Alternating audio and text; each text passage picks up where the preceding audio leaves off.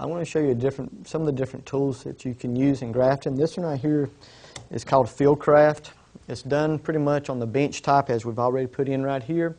And so pretty much I can make it stationary and try to turn out quite a few grafts in a day's time. One disadvantage about this type of grafter is you're pretty much going to have to use pretty much large signwood and large rootstock. So I'll place it in with the cut,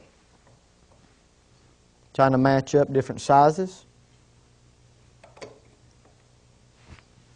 Looking in, making sure I have a good cut.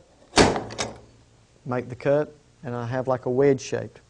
Then I will match it up to the signwood. Place it in.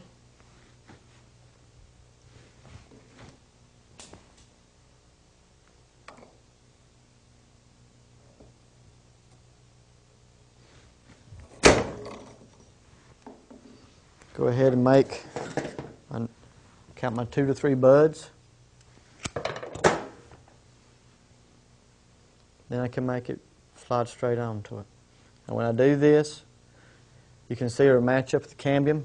I got to match up the diameter, and then I will end up pretty much putting rubber bands on this, trying to hold it tight. And with me is Tracy. She's going to hold it while I do this.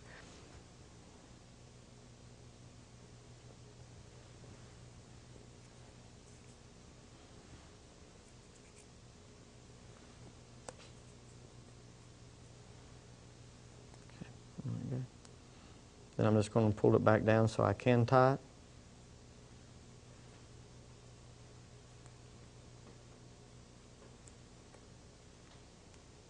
This tool right here is kind of expensive. It costs a couple of $100 for it. Now with this one right here, I've got everything wrapped up on it, and I need to, then again, I'm going to have to put something on the top to keep the moisture in. And then I can go ahead and put something on the rubber band. And with this one right here, I have gotten wax. So again, I can get a grafting wax. I can heat it up, put it on the rubber band. One thing about this will keep it from breaking down, so I am going to have to be careful. If by, again, a date of July the 4th, it is not off, I probably will end up having to cut the rubber band to give it room to expand so the tree can expand. Wax does cover very good. You don't have to worry about any kind of, any type of air getting into it with this. And then I would fix the top and go from there. Does anybody have any questions about that? The question was, what temperature do I keep the wax? It's a pretty hard question. I mean, what we use is a hot plate. We keep it like on a setting of 1.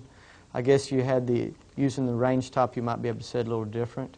So when you set the pan up there, and you start heating it up, and pretty much the wax we use is pretty much a block of wax. We'll cut off a section, put it into the pan to start heating it up. Now there are different types of waxes that you can get. This one's one type. We actually have another type that you would actually just knead it, and you would get it to the consistency you want, and then you would apply it to your graft that way also. We've also talked a little bit about using some of the tree compounds. And this comes in a lot of different things. You might use a tree compound. You might use a grafting compound. You actually see them in different types, different consistencies. So pretty much when you start doing this, best thing to do is try a couple of different ways, find out what works best for you, what gives you the best results. Again, I'll end up making my cut. I'm going to turn it in this direction.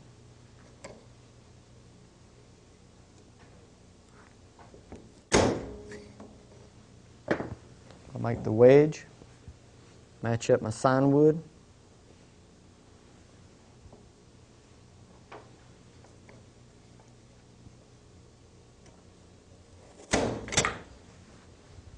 Throw a couple buds up.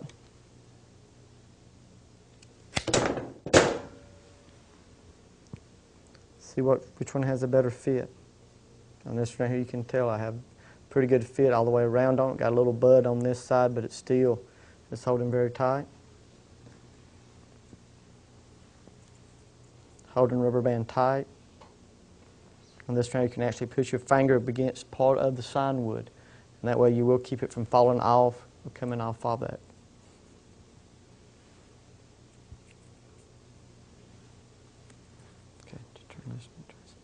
I'm just going to wind it down because we are using pretty large rubber bands. I can pull it back on itself if I want to. A little bit so I can tie it.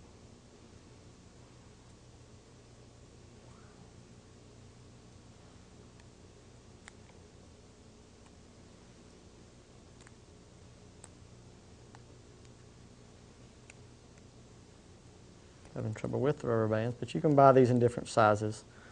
Sometimes I've had small ones, actually had to tie them together to do certain types of work, and like I said, sometimes they are kind of large. Pretty much on this, and I can use a tree coat this time. Again on this, just try to stop the top so we won't have the moisture leak. Coat the bottoms. Do a very good coating on it.